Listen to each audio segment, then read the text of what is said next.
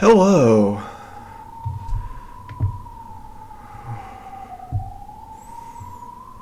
Episode 6.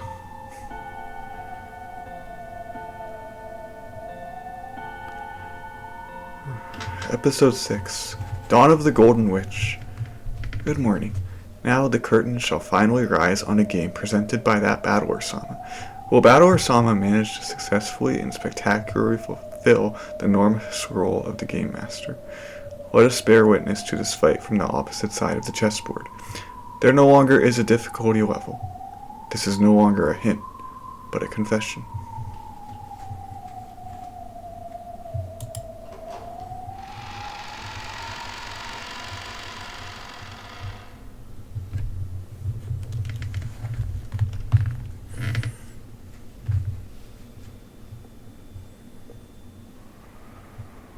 This story is fictional.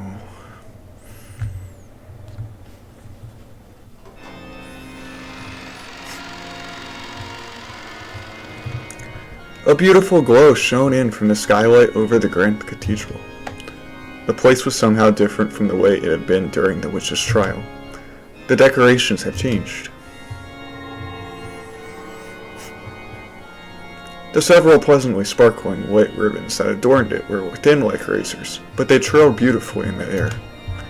Flowers were arranged all over in a way that would make any place look cheerful. It was like how a single drop of impure water can spoil an entire cask of wine. Just the presence of those flowers, those ribbons, and the red carpet that ran down the center of the room made it hard to believe that this was the same place as Shiramiya Natsuki had been falsely accused of a crime. It had truly become a wedding chapel.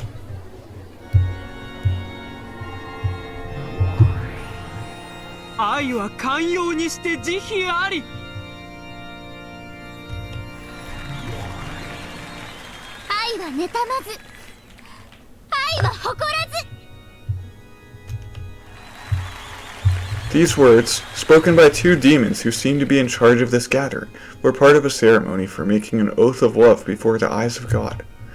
Of course, in this wedding celebrated by demons, there was no priest in sight.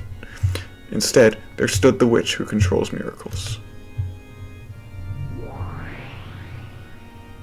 健やかな時もやめる時もそうねやめる時に支えてこそ妻だわ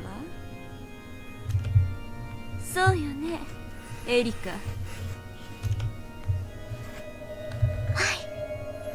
我が主似合ってるわよそれ花婿の征服者としてふさわしい装いじゃない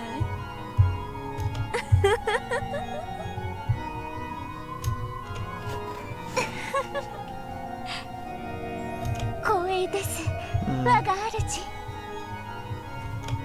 Nice dress. The bride standing on the carpeted path was Furuta Erika. The groom's face couldn't be seen. The bride's outfit certainly was a pure white wedding dress. Her veil represented both the white of God's blessings and the white of a demon's cruelty. A great many goat nobles, witches, and demons were gathered for this wedding. If only their heads hadn't been those of goats. It would probably have seemed a very refined crowd worthy of this great cathedral. さすがよベルいちいち考えることがえぐいったらありゃしないやめる夫に支える妻素敵じゃないお似合いよエリカそしてあなたにもおめでとう新郎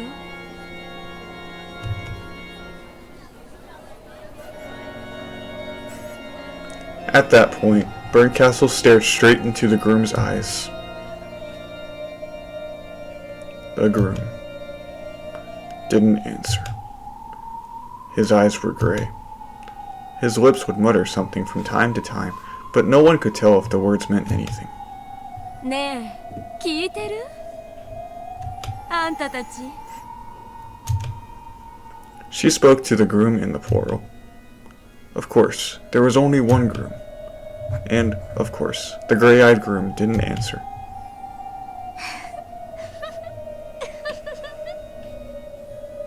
聞こえてはいても答えられませんか？安心して。バトラさん。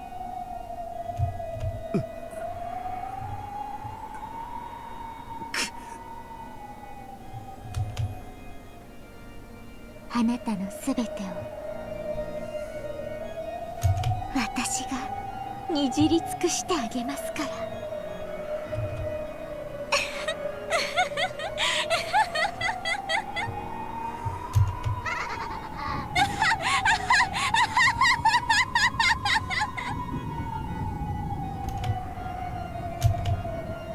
The Witch of Miracles sneered with an evil smile that even a demon would shudder to look at.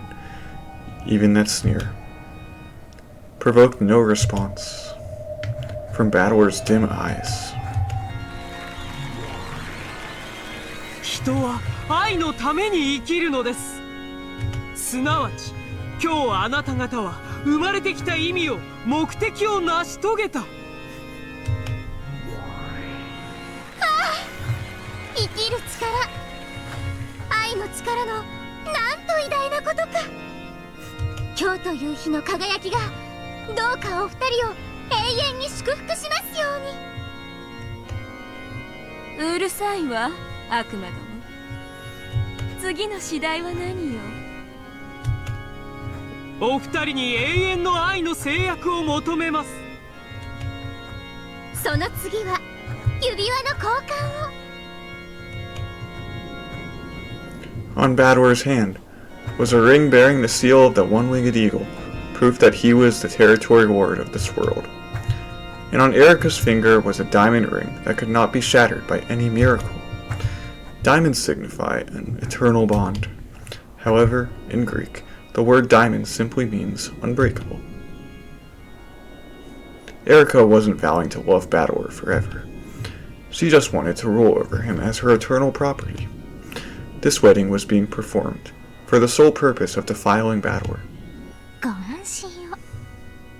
あなたを永遠に愛したりなんかしません。だからこの挙式はあなたを征服する儀式です。あなたの心は永遠に脱出不可能の密室に閉じ込められ、この私、探偵にして真実の魔女フルドエリカに支配される。Shut inside あんたの持つ forever. 領主の座もその証の指輪も That's 私 not のも good. のとなる。ねえ、ない。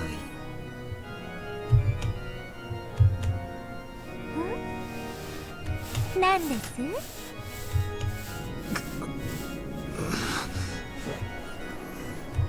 でな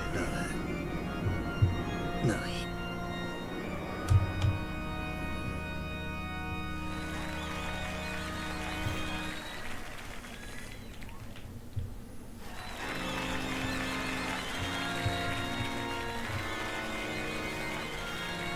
Oh.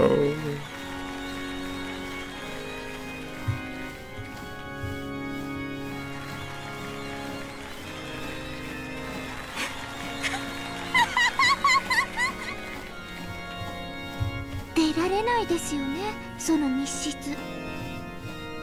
あんたが自分で作った密室なんですから。あんたは永遠にその密室で苦しむんです。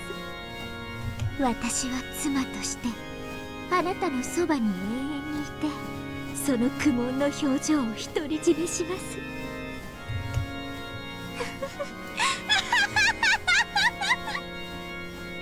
あなたを永遠に私が怪我し尽くしてあげます。後ろ宮バトラー。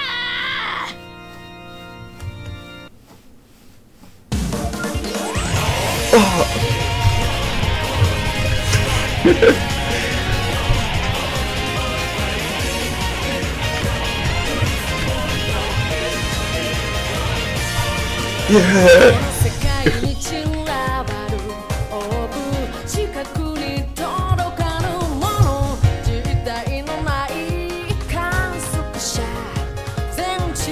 These are pretty intros.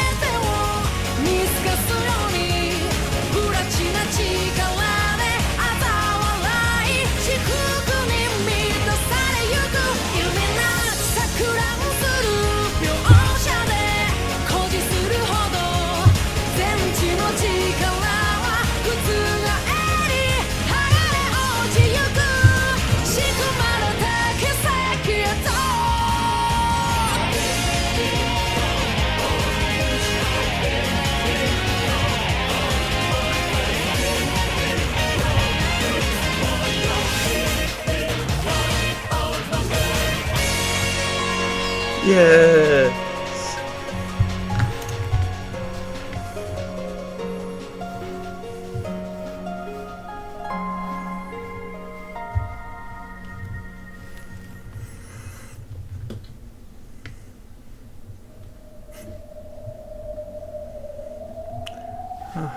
All that could be heard was the sound of the wind, a sound of misfortune, bringing sadness and unease to all who heard it.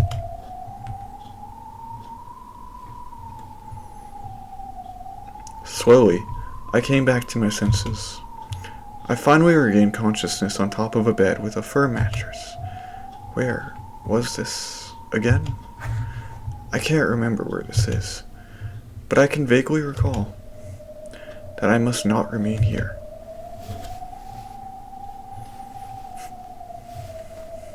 The room was dimly lit.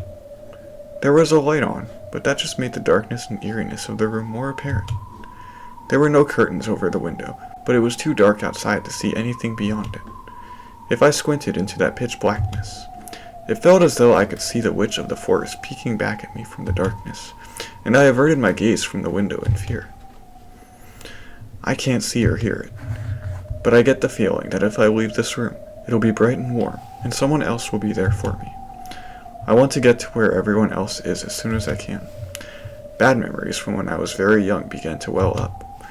Horrible, harsh memories of when I started dozing off during a family gathering and was put to sleep in some room I didn't know. I remember waking up there, incredibly lonely and sobbing.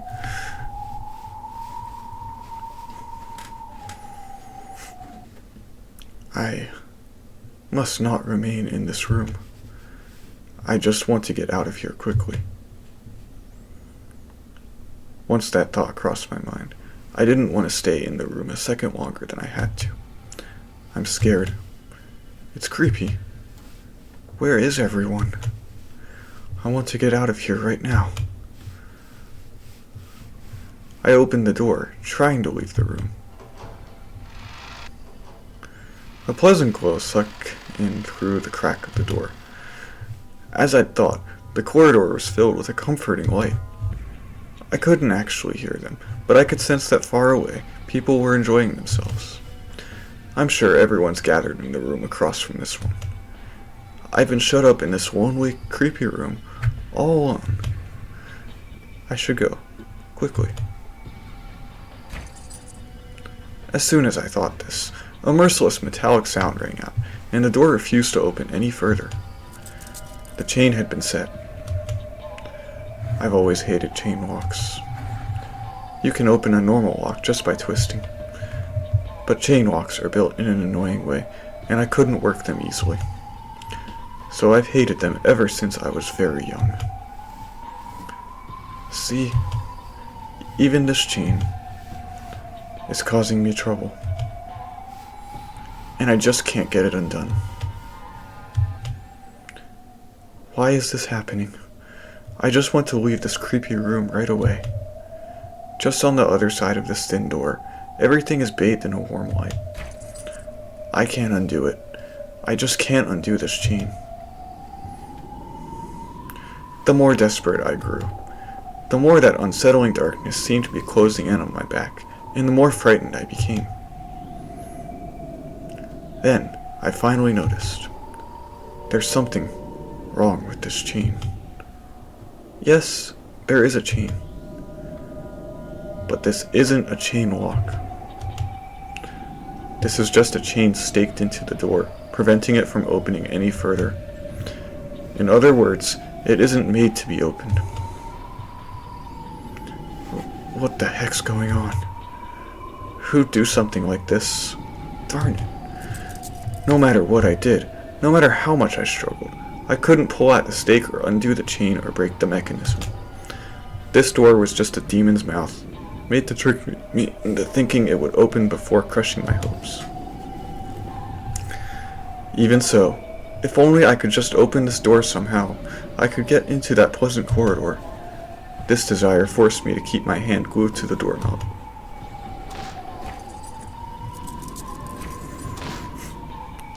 But it was useless. Both the chain and the stake were firm, and no matter how much I clattered them about, there was no chance of the door opening any further. Even though I could see the pleasant hallway through the crack, I had no chance of opening the door any further. Maybe someone will come if I yell. Maybe the door can be opened easily from the outside. When I thought this, I tried to call out to someone, but I couldn't make the words come out. I could mouth, "Someone, come here," but no voice left my lips. What's going on? Someone, come. Why can't I cry out? Help me, help me, help me.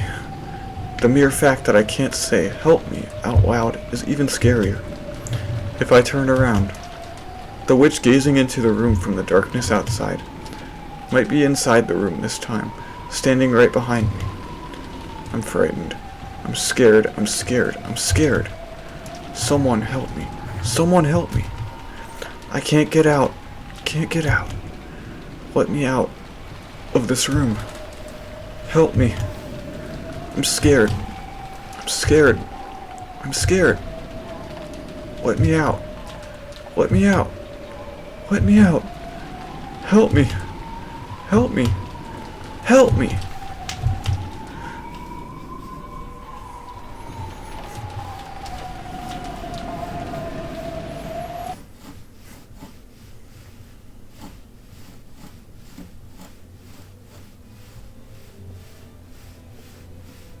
Ojo, 先方がいらっしゃったそうですぜ。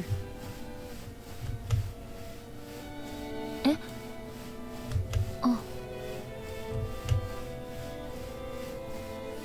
Amakusa ran his finger down my cheek. In an instant, I awoke from the doze I'd just been in.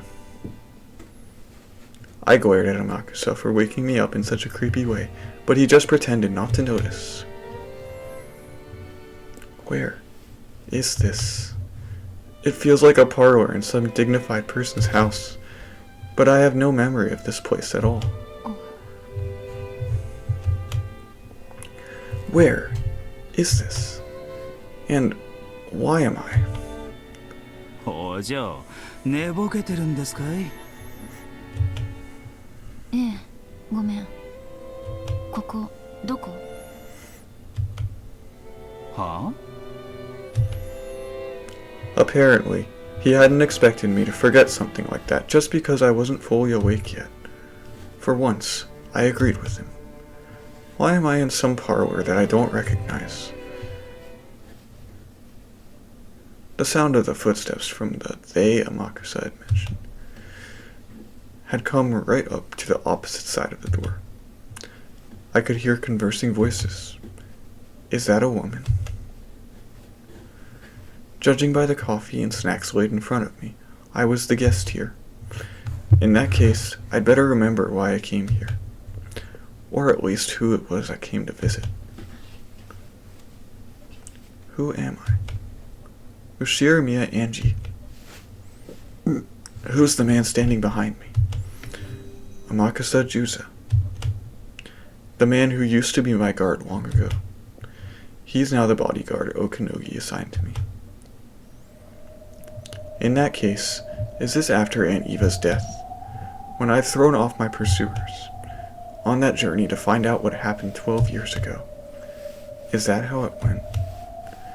Do I really have a memory like this?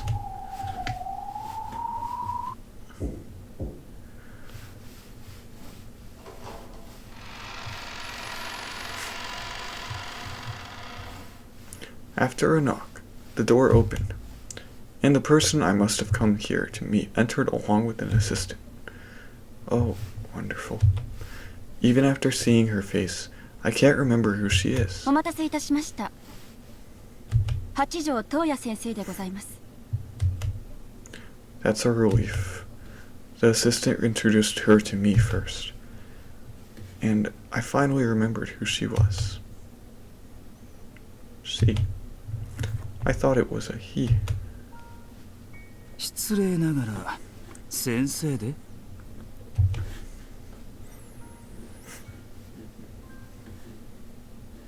ええ。私が八条東也です。 Hi. I'll read that right away. Hachijo Tohya, a message bottle forger. She's a mysterious novel writer, and her person is surrounded by even more mysteries than those found in her novels. She claims to have found the truth of Rakunjima and posts new tales she has written on the web, as though giving out extra hints. However, I have no memory of meeting with her before my trip to Nijima. Huh.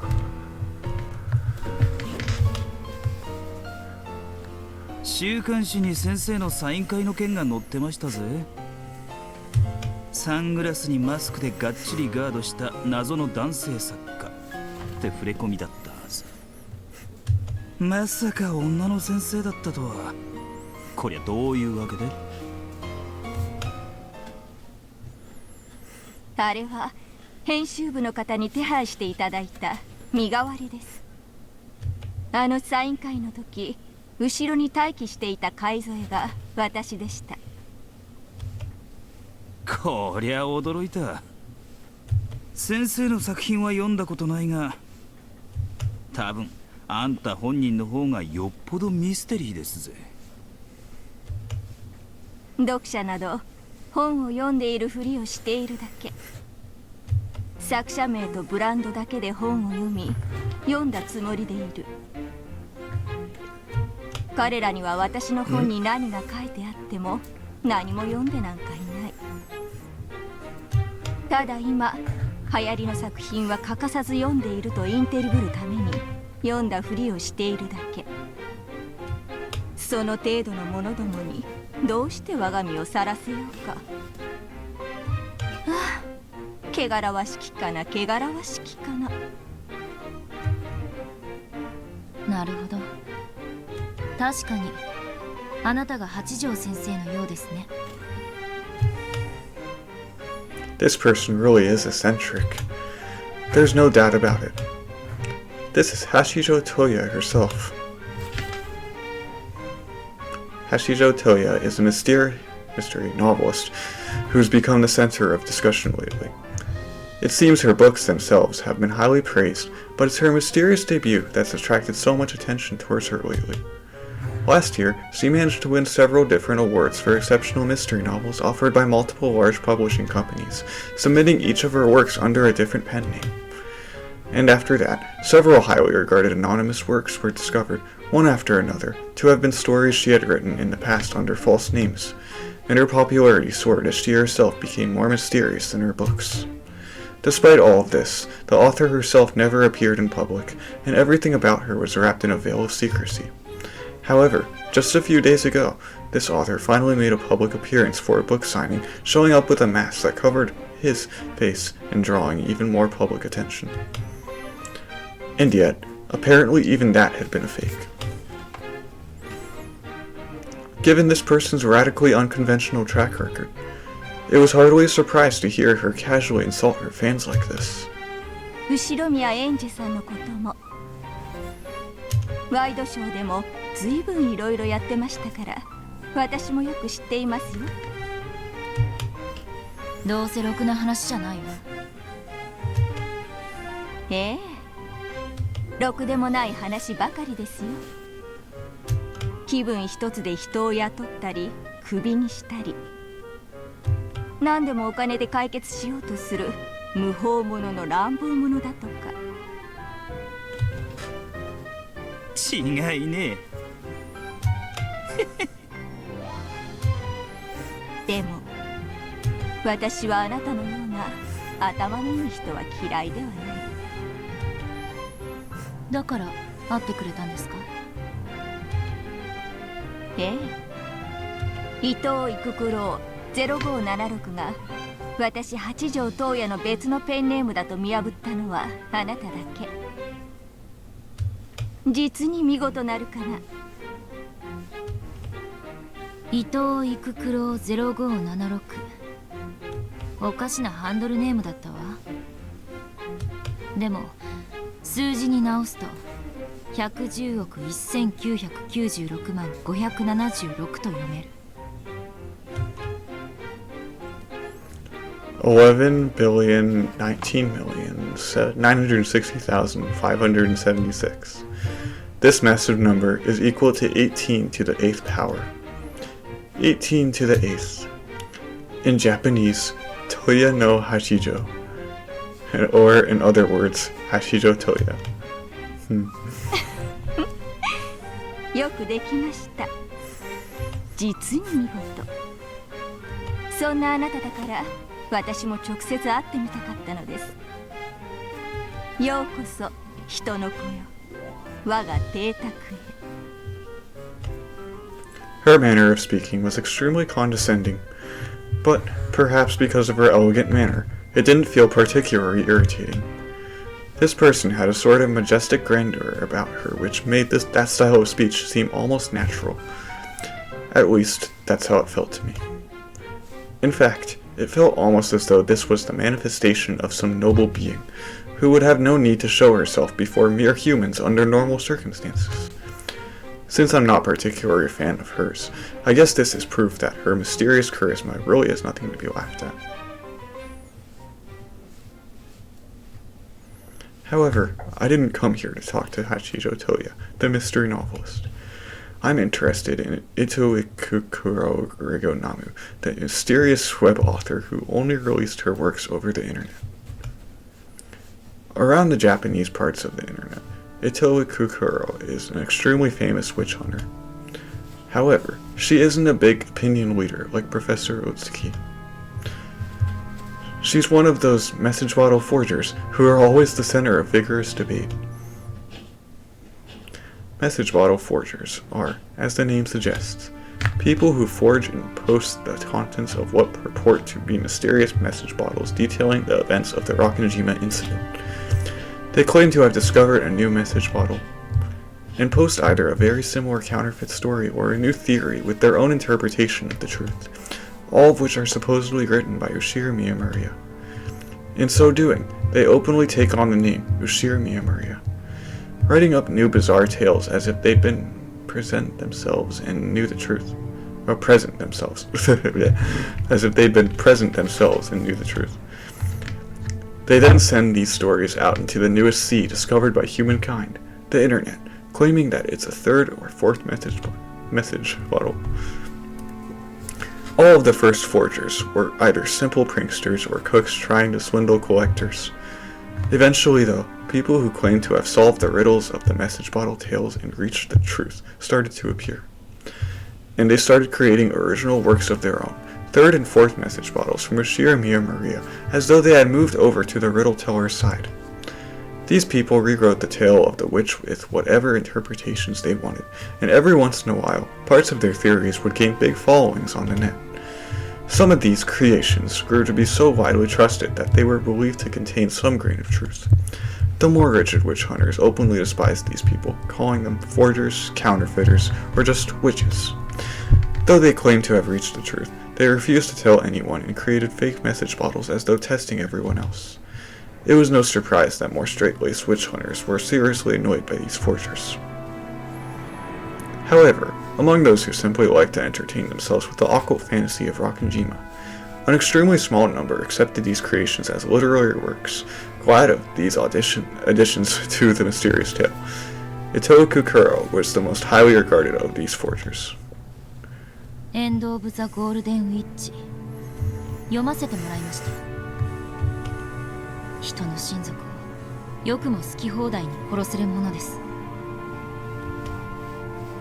それが言いたいためだけにわざわざここへ？いいえ、違うでしょう。後ろ宮家の最後の末裔よ。In her latest forgery, and she killed off 7 members of my family, at least during the actual story.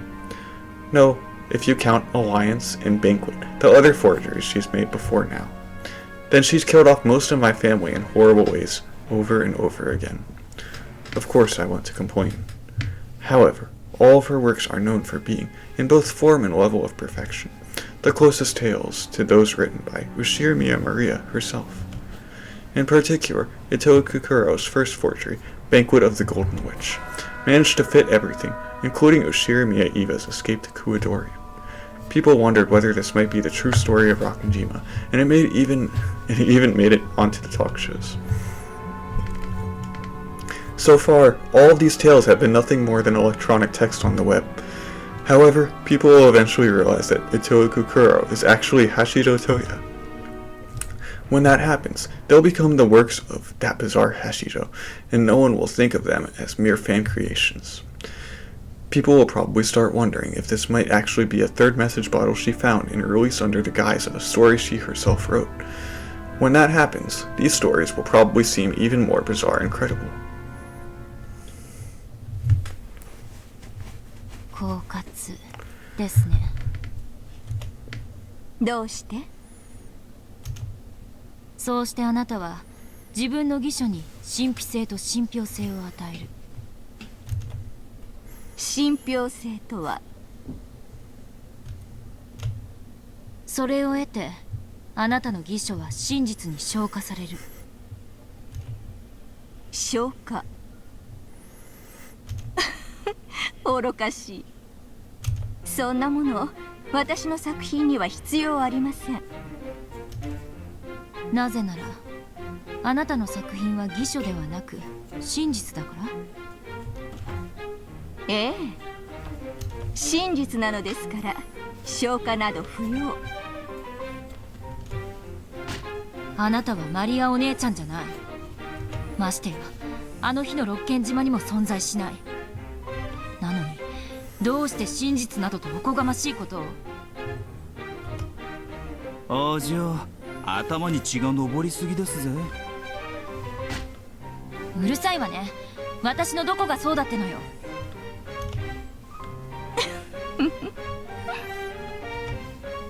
Angie half realized that she'd let her emotions get the better of her. She let out a sigh and shrugged. あなたがここへ来た理由は親族を義書の中で何度も殺めた私をなじるためではないでしょ。Hachijo had been smiling at Angie kindly, but in a condescending manner, or else like a mother might watch over a very small child. Angie realized this and was unable to suppress her irritation. Apparently, Amakusa could tell that Angie was getting worked up.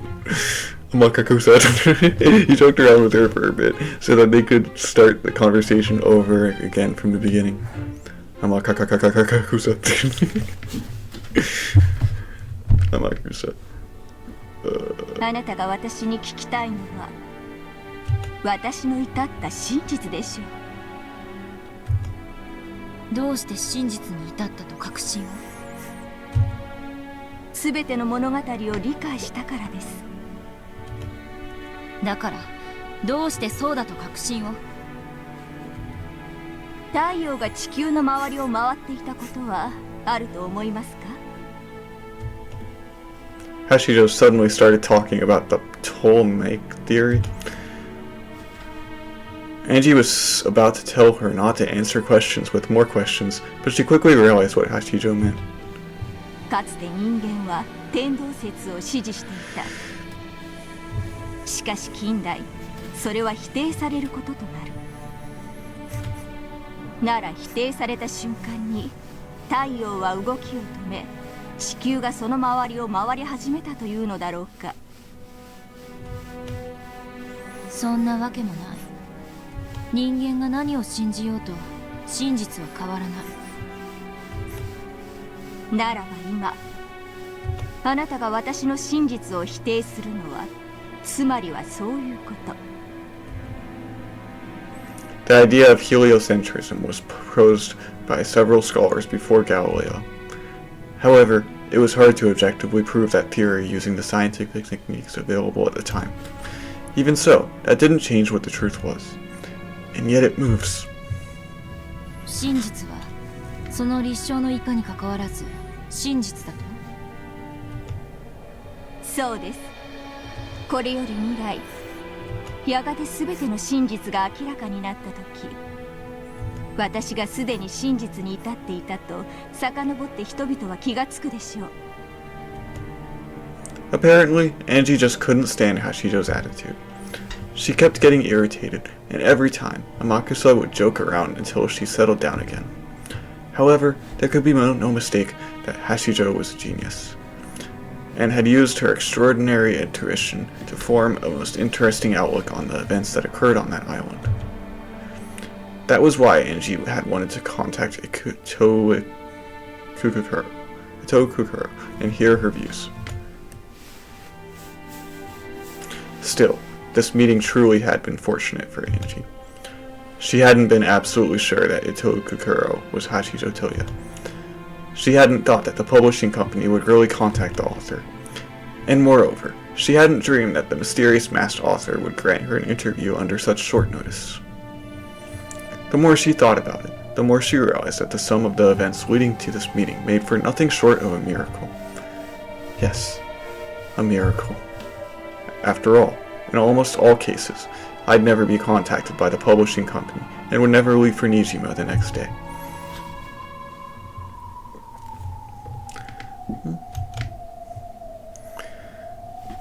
I'd leave for Nijima, then go on to Rokkenjima. And then give One-chan a Sakutaro stuffed animal. Huh. Why a Sakutaro stuffed animal? My memory of the future is all muddled. My head hurts.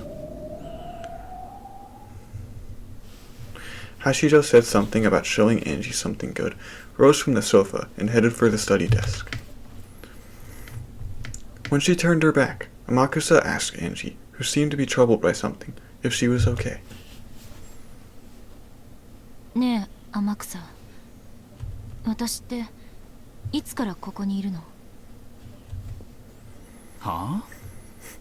さっきから様子がおかしいですぜ。何事ですかい？私、いつからここに座ってるのか記憶がないの。まだ寝ぼけてんですかい？そうじゃなくて、だって私は確か大月教授とはアポイントが取れてたけど、伊藤育九郎の件では出版社から返事がなくて、結局この日は一日何もできなかったんじゃなかったっけ？は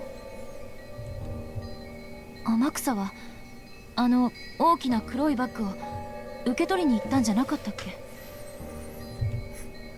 That's right. Just before we left for Nijima, Amakusa and I parted ways just one time. He said something about getting a weapon from an acquaintance of his, and he went to go get that large black bag. Wasn't that today? What am I talking about? I mean, didn't I go to Nijima, meet Captain Kawabata, and inside the bed shop? Huh. What? どうしました？ Did my confusion and uncertainty make me sigh out loud? Even though Hachijo's back was to me, she slowly turned around and smiled as though she had peered into my heart. いいえ、何も。Strange memories. Ones that even I can't understand. I tried to hide my confusion. But for some reason, Hachijo had a strange glint in her eyes, as though she could read my mind. 私は何冊もの偽書の中で何度もあなたのご親族を蘇らせては殺す。まるで魔女のように。好きなだけ蘇らせて好きなだけ殺す。無限に。まるでベアトリーチェね。ええ。だから私はやはりネット上で彼らがそう呼ぶように魔女なのかと思って。She took a thickly packed brown envelope out of a locked drawer. It appeared to be filled to the brim with printer paper. Perhaps this was a missing script for one of her works. The neat letters written with a fountain pen on the envelope spelled out the word Dawn. There was no forgery by the name of Dawn, which must mean Angie could tell this was a new one, Hachijo's newest unreleased forgery. Dawn of the Golden Witch. すべてを知る私にはすべてが退屈。しかし何も知らぬ無知にそれを読ませ、何がしかの反応を得ることは嫌いではない。だからあなたに読んでほしい。新しい無限の魔女としての新作を。そうです、人の子よ。あなたが憤慨しようとも感嘆しようとも、それは私の病を一時忘れさせる。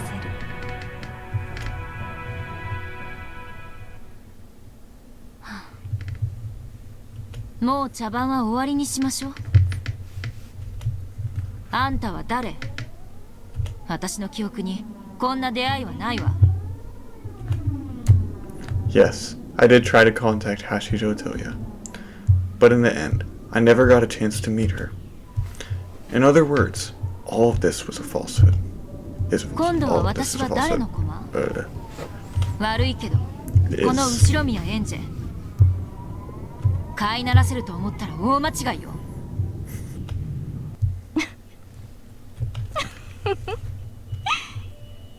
やはりそなたは面白いかな。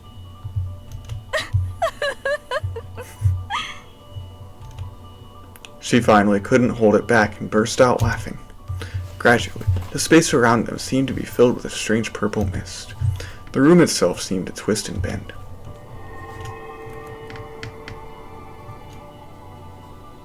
Her figure also twisted, and after something that couldn't be described elapsed, her form changed to become just what she had called herself, a witch.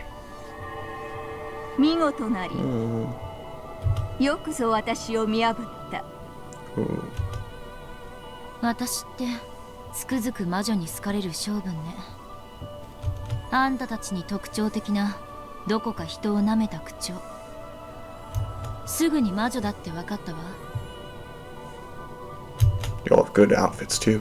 The novelist sitting on the sofa was nowhere to be seen. Even Angie's bodyguard, who was supposed to be around at times like this, was gone. There was only a non-human figure relaxing in a large, ornate rocking chair. 面白きかな、人の子。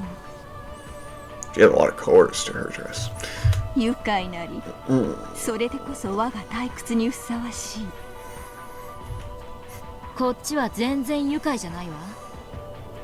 どうして私は生きてるの？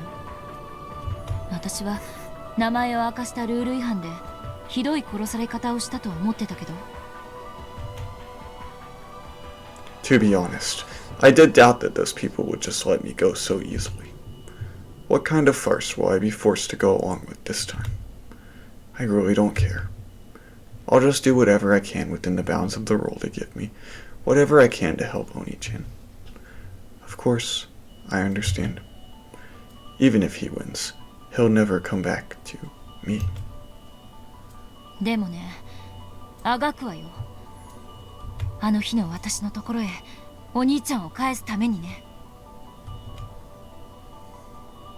そういきり立たずともよい。私がそなたに求める役割は駒ではない。じゃあ何の用で呼び出したの？まさかあんたの書いたとかいう新しい物語を読めとでも言う気じゃないでしょうね。その通りだ。そなたに望むのは駒ではない。もとより私は傍観者。あやつらのゲームにちょっかいを出す気など毛頭もなし。意味わかんないわ。あんたは私に何を期待してるの？私のためにベアトリーチェの紡ぐかけらの観測者であれ。観測者？よくわかんないけどお断りよ。かつて私はバトラを通してかけらを鑑賞していた。しかし彼がゲームマスターを継承した今、観測者としてふさわしくないのだ。私は心より純粋な気持ちで物語を追っている。その私にとって今のバトラを通して観測することはさながら推理小説を逆さに読むにも等しい興ざめ。お兄ちゃんがゲームマスター？何の話をしてるのかさっぱりだわ。さっぱりだろう。知りたいであろう。私も知りたい。バトラがゲームマスターを継承し紡ぐ物語がどのようなものか、そしてバトラが至ったという真実がどのようなものか、私は病の深きに考えねば鼓動を続けることさえかなわぬ。つまりあんたは新しい絵本を私に朗読してもらいたいってわけ？そういう解釈でよい。見返りにそなたもまた自由に思考を旅することができる。そなたとて未だ真相には至っていないはず。続けたいはずだ。真相を知る旅を。あんたに得をさせる義理がないわ。生きがるな。私は時に寛大だが多くの場合そうではない。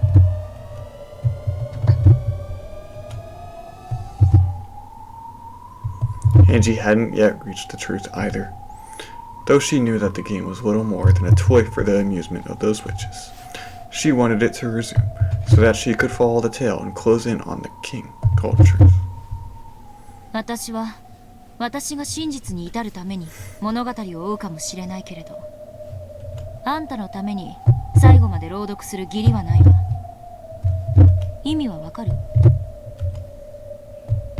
Angie was willing to read the story aloud, but she could quit at any time if this witch made her mad. She was, in effect, warning the witch not to annoy her. 無論だ。絵本と称したが、私にとっては死に至る病への唯一の薬。そなたの買い添えなくして飲むこともできぬもの。すなわち総理強制だ。あんたが寝入るまで私に本を朗読しろと。その代わり私にも読むことを許す。そういうことね。そうだ。引き受けてくれるならばしばしの一時私の朗読者に任ずる。偉そうな役職名だけど、所詮はただの本読みでしょ。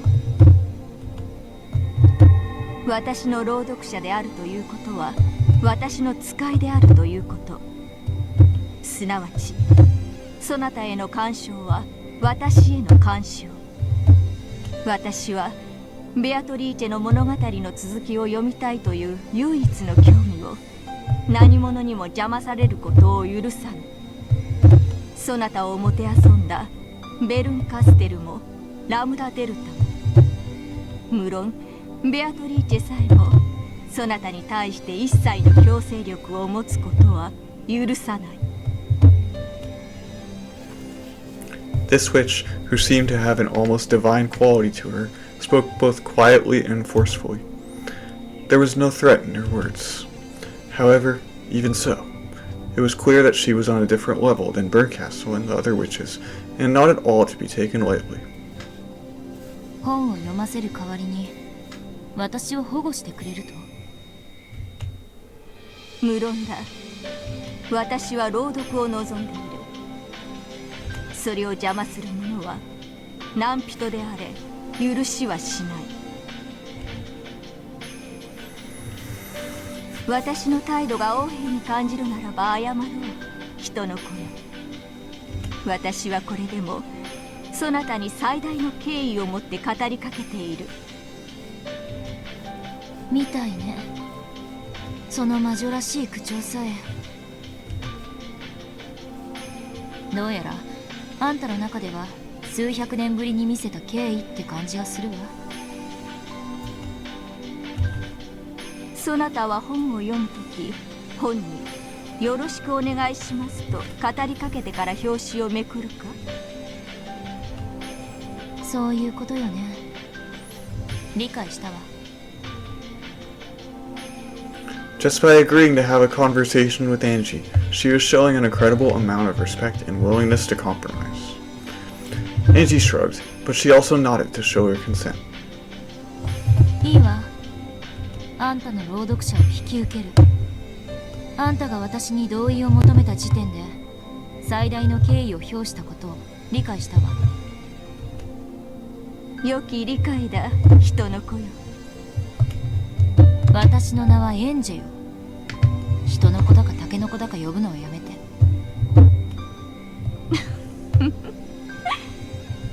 良いだろう。私が敬意を示すことの証にそなたの名を認めよ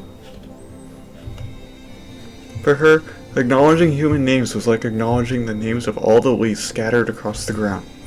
So, her acknowledging Angie's name was a miracle. No, it was immensely good fortune. これよりそなた、後宮エンジェを Good for you, Angie. 感激の魔女フェザリーノ・アウグストゥス・アウローラの巫女にして朗読者に任ずる。そなたが朗読を終えるまでそなたの朗読を妨げようとするすべての者に災いを与えよう。 When the Witch of Theatergoing, Featherine, spoke this, Angie was wrapped in a bright light.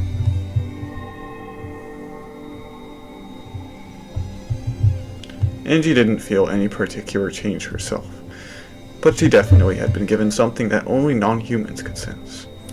It signified that from this point forward, Angie would be the Witch of Theatergoing subject. That didn't mean that Angie would gain some sort of special power, but at the very least, it probably meant that anyone wanting to cause her harm would first have to take on Featherine herself. あんたの名前、随分と長いのね。ローマの偉人みたい。何と呼べば？親しくない者はアウグストゥス・アウローラと呼ぶ。私に敬意を示してくれたあんたに私も敬意を示してる。フェザリーヌと呼ぶわ。問題は？ない。病んだこの身には名を呼ばれることさえ噛みしめがいのある優越だ、人の子よ。エンジェよ、私の名前。そういうやりとりさえも心地よきかな。エンジェ、我が巫女よ。 Angie accepted her role. She would observe this story with the Witch of Theatergoing. The curtain was rising on the sixth tale.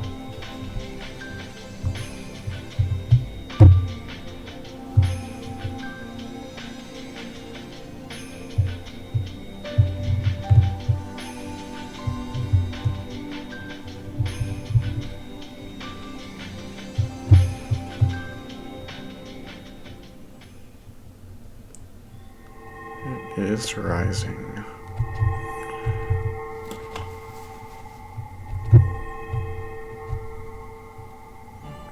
Time to begin. At one time, only Bito and her fellow witches had gathered in the smoking room to chat. Now, however, an unusually large number of people were present. バトラーは一体どういうゲームを見せてくれるのかしらね。それが退屈を忘れさせ、壊しがいあるものなら何でも歓迎よ。お任せください、我が主。必ずや主の望まれる結果となるよう最善を尽くします。ええ、そうしてね。前回のゲームではおかしな表情ばかり見せちゃったから、頬が歪んで変なシワにならないか不安だもん。そんなことはありません。どんなおシワができようとも我が主の美貌は完璧です。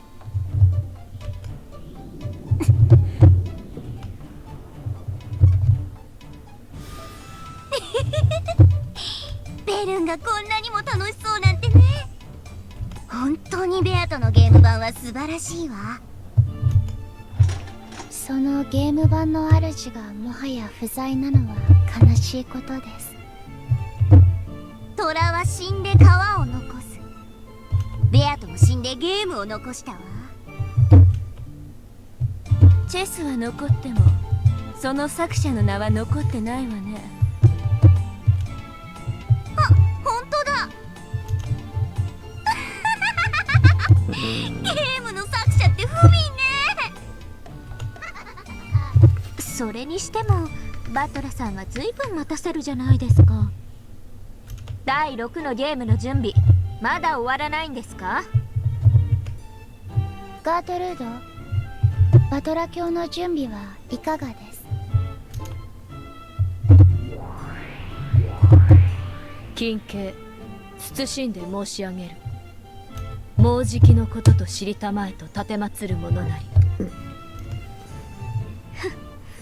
待たせるってことはそれだけ自信作なんでしょうよ。前回我が主の前であれだけの恥をかかされたんです。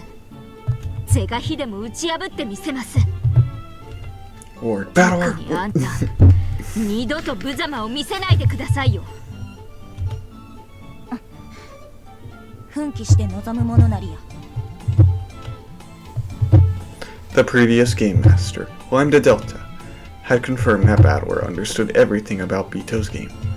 However, in order to prove it, Battler would have to run this game by himself and carry it through to completion.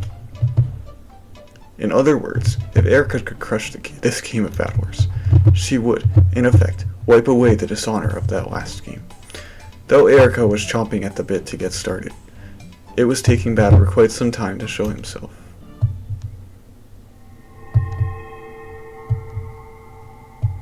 At that time, a swarm of gold butterflies popped into existence and took human form. From the shape of that familiar dress, everyone immediately realized who it was.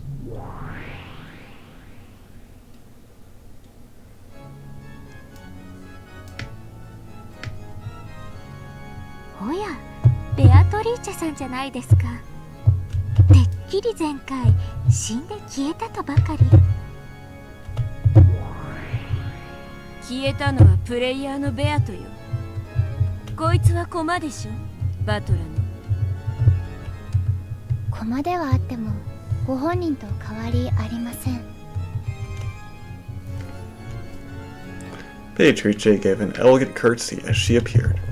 This humble entrance was so vastly different from her usual high-pitched laugh that it made the long-awaited start of the sixth game feel even more ominous than it otherwise would have. お父様はもうじきお越しになられます。どうかもうしばらくのお時間をお許しください。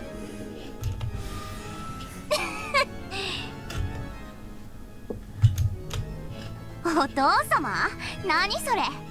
それが今回の思考？ Not only had Bito started talking in an unusually polite manner, she had also used the word father, presumably referring to Battler. For an instant, everyone was stunned into silence, but they quickly realized that this was setting up some kind of theme, and they grinned. Bito wasn't the type who could keep up this kind of act for long. It would probably fall apart in a few seconds, leaving her cackling rudely at everyone. Erica, who was itching for a fight, went for Bito almost at once. まさか無能のバトラさんがあなたのゲームの真相に至るなんてね。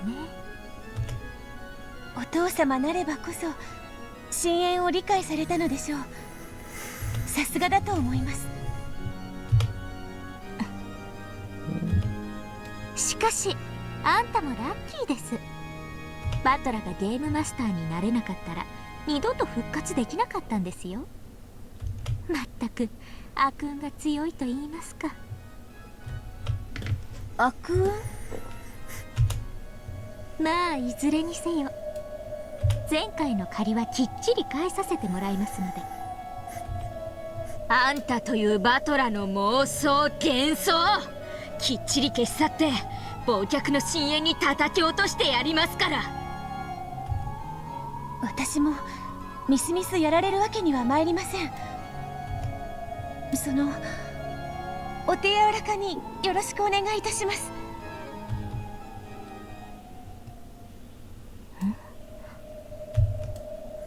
By this point, everyone realized that something weird was going on. There was no doubt that the face, the dress, and the hair were all BHH's. However, her expression was different.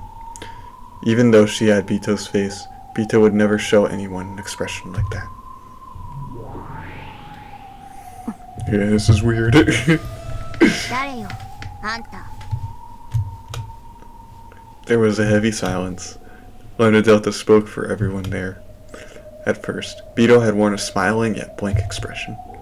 However, when she realized that the mood had gone suddenly stiff, her expression finally darkened, and she hung her head. あんた誰です？ベアトリーチェ教とお見受けしていますが。違うのですか？ Who are you, girl? Even Delana was forced to ask, despite the rudeness of the question. That was how much. This woman, who appeared to be Bito, was not.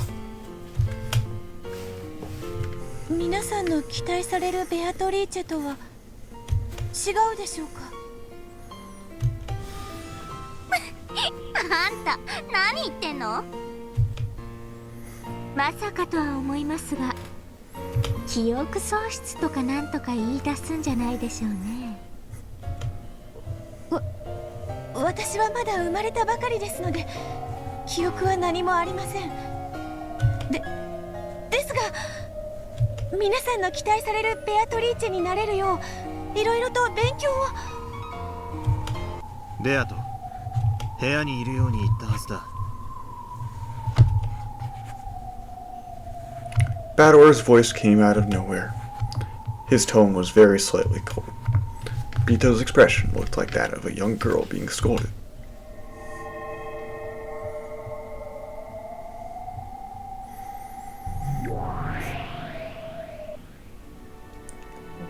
Ooh.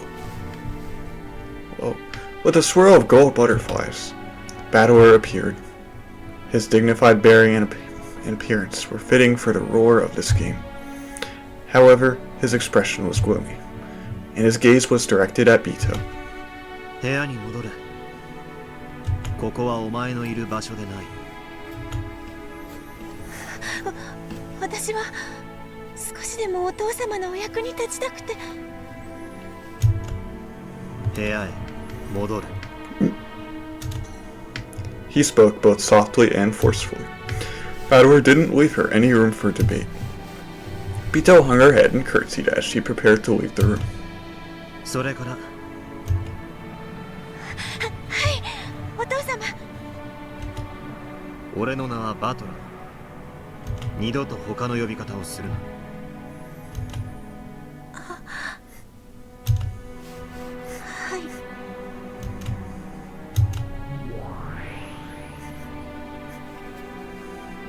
Bito melted into a cloud of gold butterflies and disappeared. This was the first part of the tale with Battler as the game master. The witches had all assumed that he'd come forward with some flashy big developments, so this was all completely unexpected to them. Their mouths were still hanging open. 変わった趣向ね。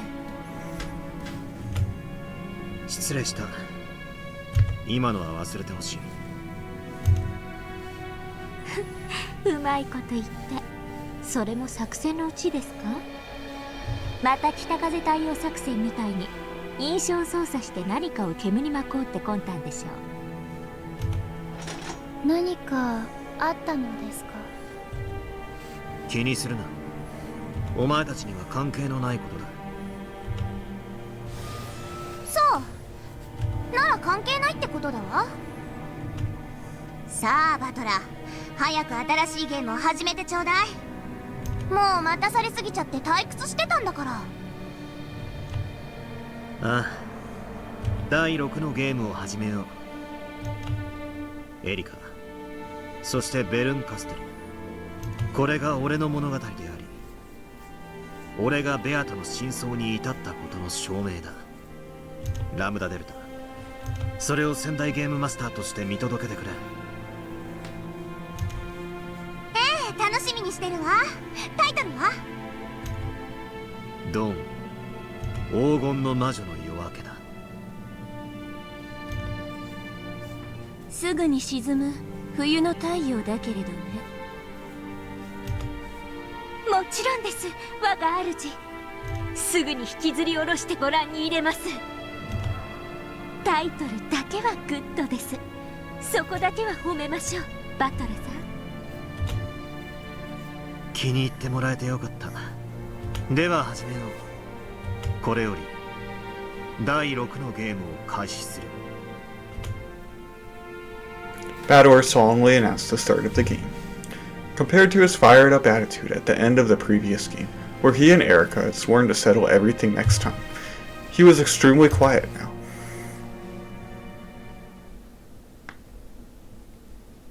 Okay. エンジェ、ベアとの様子があまりにこれまでと違うな。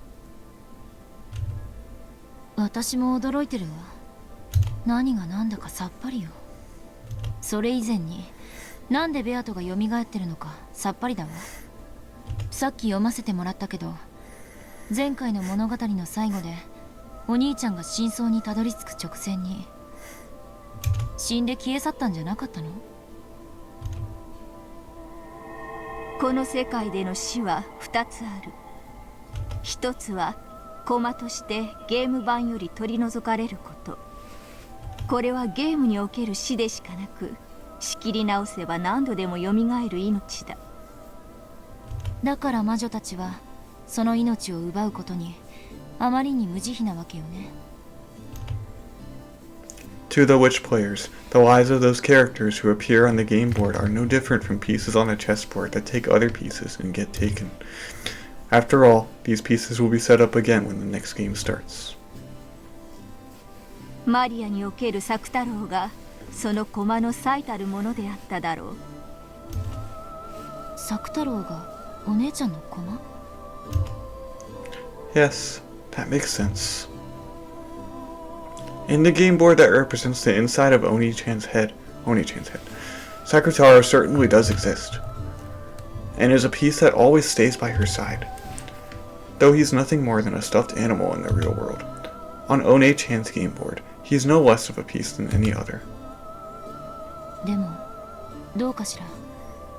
魔女のゲームの駒なら簡単に生き返らせることができるんでしょう。でもお姉ちゃんの世界では作太郎は蘇ることができなかった。世界でたった一つのぬいぐるみというよりしろが失われたからだ。だから駒の存在条件が崩れ、マリアのゲーム版では復活することができなかった。そなたがその存在条件を再び満たしてやったからこそ、作太郎はゲーム版に蘇ることができたのではないか。確かに。Maria One-chan was only unable to revive him because she had lost the stuffed animal that was his vessel. If, like the rest of my family on Bito's game board, She hadn't needed a vessel for him. She would have been able to revive him as often as she wanted. そうね。確かに作太郎はお姉ちゃんの駒かもしれないわ。少なくともよりしろが無事である限り何度でも蘇れる存在だわ。そう。よりしろが無事である限り何度でも蘇ることができる。それが駒の命というものだ。それがこの世界での死における一つ目。もう一つはゲーム版の外の存在の死だ。作太郎の話で続けるならこの場合はマリアの死だ。駒じゃなく本当のお姉ちゃんの死ね。死だけではない。興味や関心の喪失でも同じだ。マリアがぬいぐるみ遊びを卒業すればゲームのプレイヤーとしてのマリアは死ぬ。さながらテレビに飽きてスイッチを切るかのように簡単にあっさりと。なるほど。つまりプレイヤーとしてのベアトは前回までのゲームで勝利を完全に諦めたので死んで消え去ったわけね。ならつまりベアトが再びお兄ちゃんに勝てるつもりになって戻ってきたら生き返るってことだわ。理屈ではそうだ。人も魔女も神さえも興味と関心を失えばいつでも死ねる。そしてそれを取り戻せばいつでもよみがえれる。しかし神の世界には時間の概念がないからいつよみがえるも自在だが、矢のごとく時が過ぎ去る人の世ではそれは容易ではないな。そうね。一日のずる休みならともかく3日もサボると学校に行くのがものすごく億劫になるわ。それが1ヶ月、1年、10年。それこそ魔女の世界のように1000年にも及んだら。なるほど。ずる休みもそれだけになればもはや社会における死ね。それだけの長い間死んでいたら社会的な遅れを取り戻せないだけじゃなく当時のモチベーションだって絶対に蘇らないわ。それはつまり命があっても一度死んだのと同じことだわ。二度と元の自分には戻れない、蘇れない。ベアとは勝てる道理も希望も全て失った。それを知りつつ気づかぬふりをしあれだけのゲームを戦ってきたのだ。だからもうベアとは戻らない。彼女の希望はついえた。気を取り直して再び戦う気力の全てをもう費やしている。だからあのベアトリーチがよみがえることは二度とない。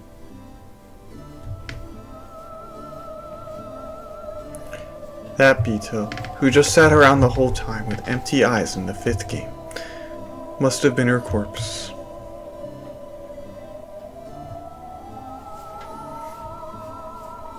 She managed to remain on the game board despite it all, but then even that corpse was wiped away.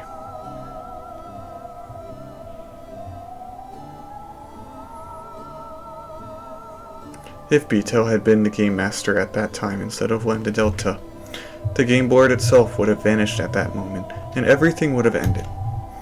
Come to think of it, Bito started to lose the will to fight back near the end of the 4th game.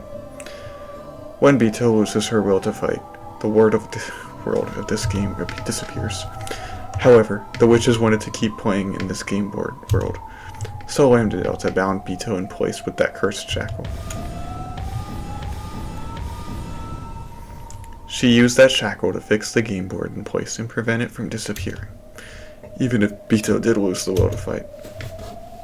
In chess, this would be the equivalent of removing the set time limit for each turn, making it endless. However, simply having the game endlessly paused on Bito's turn would cause the witches to die from their illness of boredom. That's why Lambda Delta took the position of Game Master.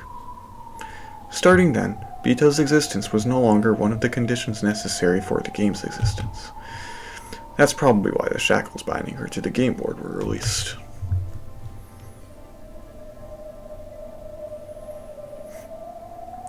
And that explains why she disappeared in the 5th game.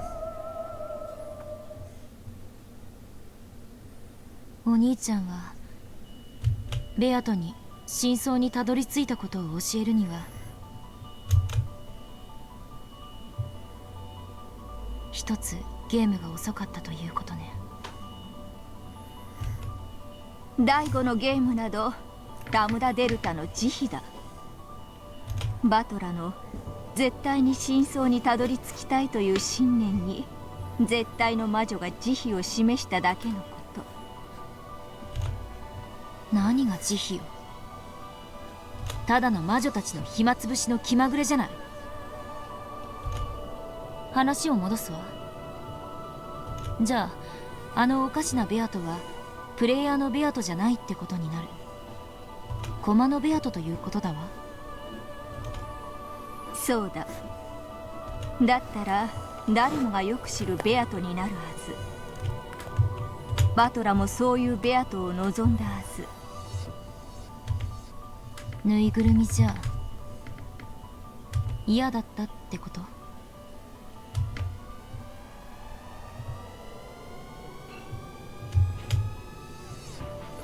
When playing with dolls, one can project the personality they most desire onto the doll. However, since you are acting out their part, nothing unexpected can ever happen. You cannot hope for any unanticipated happiness. In the human world, there's nothing so boring as a pre-established harmony. That's why, though a doll can become a person's best friend in the world, people eventually get bored and outgrow them. Oni-chan only wants the real Bito. He couldn't bear having a doll that only acted like Bito. バトラの駒として生み出されたベアとはバトラの望む通りに動くだろう。駒なんだから当然だわ。プレイヤーの指す通りに動く。そしてそれ以外では一切動かない。お兄ちゃんが何を望んでるのかはわかるわ。じゃあこのおかしなベアとは何者なの？バトラはベアトを本当の意味で蘇らそうとしているのかもしれない。人の子らの諦めきれぬ夢だ。あんたはさっき赤を使ってそれはないと否定したわ。あのベアトが蘇ることは決してない。しかしもう一度ベアトを生み出すことは不可能ではないということだ。忘れたか？第一のゲームの最後でベルンカステル自らがベアトの正体を語ったはず。思い出したわ。ルールが具現化した存在みたいなこと言ってた。そのルールと情報が練り上げられ最終的にあのベアトリーチェという魔女が形作られたのだ。それを再びなぞれば同じベアトリーチェをもう一度生み出しそれをもって復活と呼ぶこともできよう。つまりあのおかしなベアトはさながらベアトの卵あるいはヒナってところね。そう解釈するのが妥当であろう。すなわちこのベアトこそがあのベアトへ至るヒナなのだ。それはつまりこの純情可憐な子がやがてはあのひねくれてイカれた魔女に成長するってことね。In other words, that Bito is a baby version of the Bito we all know. So, just like how no person is born evil, the newborn Bito isn't evil either. Even though she really is a different person, if you measure her by her root, or perhaps her soul, then maybe you really could call this a resurrection. However, this reality can't possibly be easy to accept. Though she may technically be Bito herself, she is also, without a doubt, a different person. And that way she acts would make anyone feel as though something's out of place. 退屈しない。そなたの朗読は楽しい。あんたに朗読が必要なのか疑わしいわ。あんたはもうすでに全てを知っているように見える。そなたと対話をしているからその思考に至るだけだ。我が思考は八百万を束ねて超える。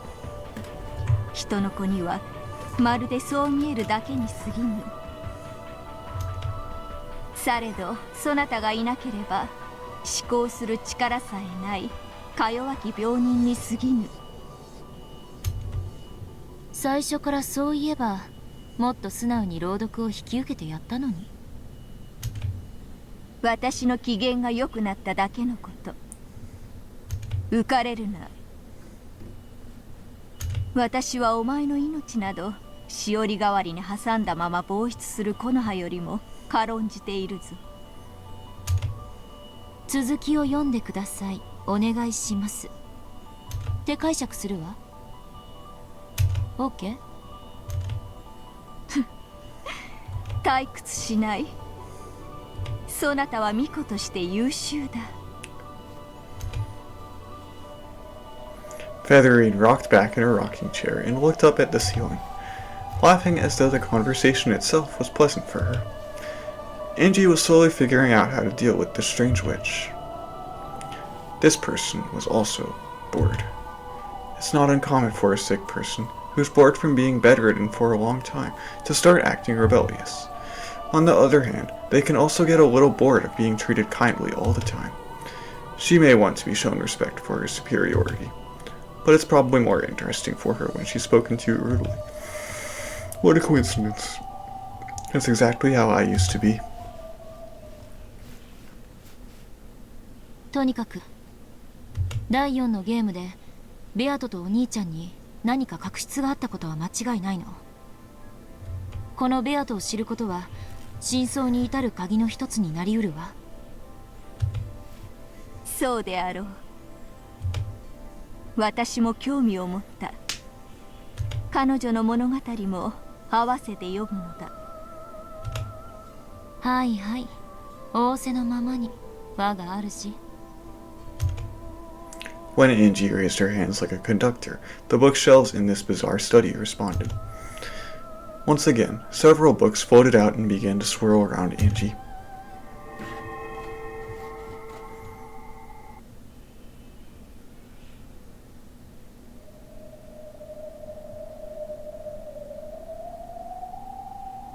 Kinzo's study is the room belonging to the master in the human world. So, this study in the world of non-humans belonged to the master of the game board, and was a place where he could look down upon the humans. Therefore, one could hardly be blamed for mistaking the imposing, berobed man in the center of the study for Kinzo, if only for a second.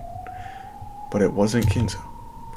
This was Battler, the one who had taken up the position of Game Master, becoming the new territory lord of this world.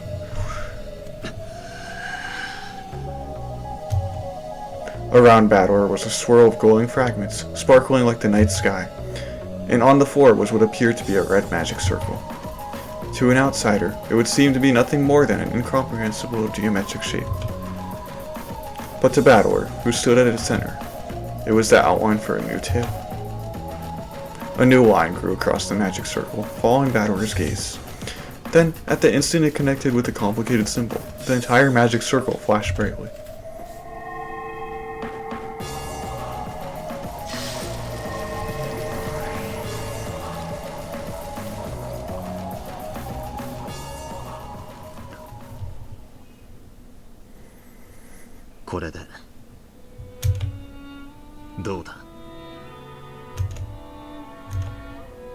見事です、親方様。第6のゲームの完成でございます。As Bador wiped his forehead and finally relaxed, Genji, who was standing behind him and watching over his every move, nodded 俺は in ゲーム response. マスターってのはもっと好き勝手に物語を作っているものとばかり思っていたが、想像以上に骨が折れるな、これは。複数の物語を描き、その表裏を合わせねばなりません。それにしても初めてとは思えない見事なお手並みでした。エリカ様もきっとこのゲームならご満足いただけるでしょう。あの探偵殿の好みに合うといいんだがな。しかしベアトを純粋に尊敬するぜ。よくあんなややこしい物語をあっさりと作ってみせたもんだ。あっさりとではありません。ベアトリーチェ様も深く深く悩み、物語を生み出しては矛盾に悩み、常にロジックエラーと戦われておりました。ロジックエラー？物語の表裏が合わぬこと、矛盾することでございます。これが生じるとロジックエラーと呼ばれる致命的な反則手となり、即座にゲーム版は破綻崩壊いたします。魔女側が犯せる最大最悪のミスです。ベアトのゲームも何度かそれに抵触しそうになったのか？ゲームを生み出す際には常にそれと戦われておりました。特にバトラ様が手強くなられてからは相当の苦労をなさっていたようです。今回の俺のこのゲームはベアトに見せても恥ずかしくない敵かな。はい、それはもちろんでございます。ベアト、まだ目を覚まさないのか？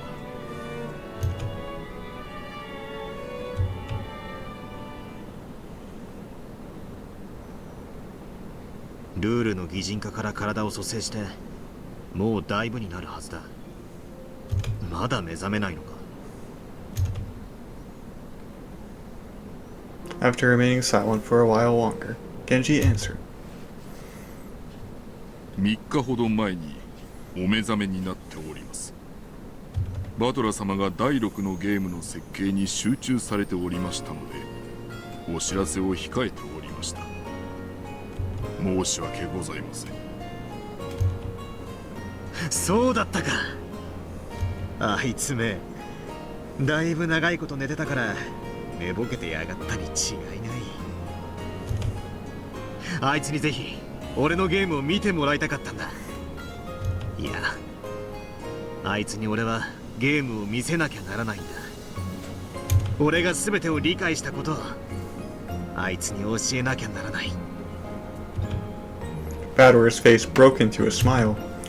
There was no trace in his expression of the hatred he had once felt towards Bito for murdering his family. ある意味これが第5のゲーム最後の謎だったわ。そうだ。バトラは真相に至ると同時にベアトに対する心象が大きく変わった。それはつまりやはりお兄ちゃんとベアトには何かの関係があって、それを彼が防出していたと考えるのが適当なの？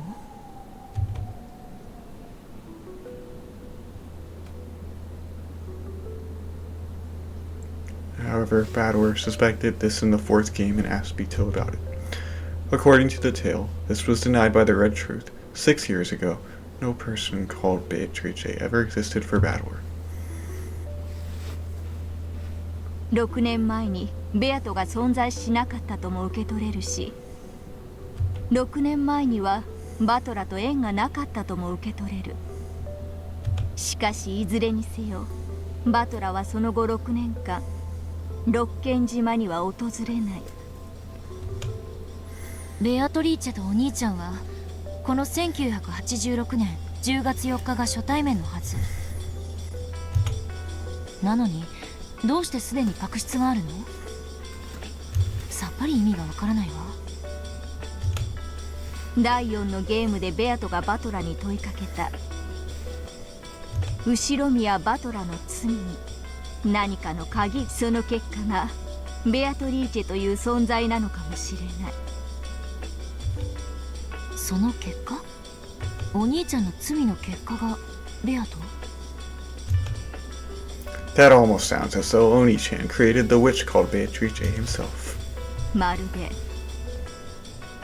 ベアトリーチェとはバトラの駒のようだな。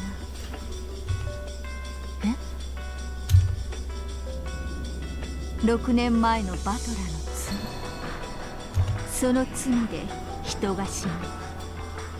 殺すのはベアトリーチェ。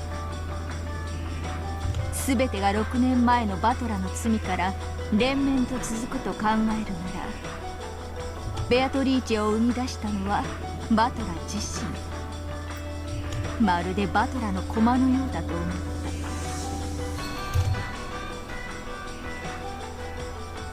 意味わかんないわ。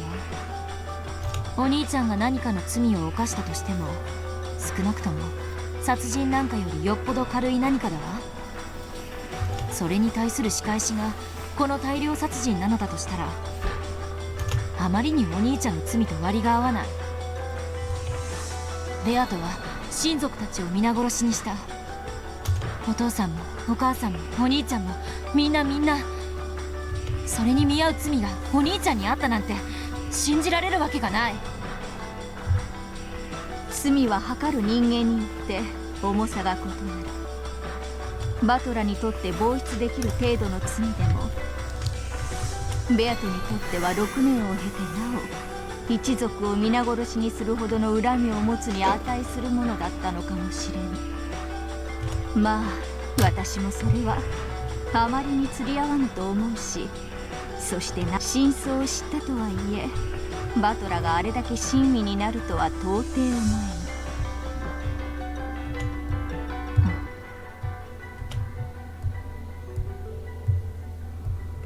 Featherine's observation was an interesting one. In a past game, Beta Queer said that Oni-chan's sin 6 years ago was the cause of this 2-day tragedy. I still don't know what kind of sin that was. However, he figured out what it was at the end of the 5th game, and he even apologized to Beta. Even though she was the witch who had massacred his entire family in retaliation for his sin of 6 years previous, Badoer apologized to her. Of course, it was the player Badoer who apologized, not the peace Badoer whose family had been murdered over and over again. But even so, Badoer must have remembered something at the end of the last game that made him feel like apologizing. その6年前の罪、これまでの物語のどこかにそれが隠されていたとでも言うのかしら。私はすでにある仮説を立てている。聞かせてよ。まだ話せぬ。もうしばらく私だけ答えを知っているかのような優越を楽しむことにする。続き読まないわよ。それは困る。しばし耐え、もう少し続きを読め。私の仮説もまだ想像の域を出ぬ。確信を持てたらその時話すこととしよう。はいはい、我が主。私だって続きを知りたいわ。Just what kind of connection do Oni-chan and Beatrice have with each other? Understanding that will probably give me a massive clue towards finding the truth of this world. After all, because he remembered that, he was able to reach the truth.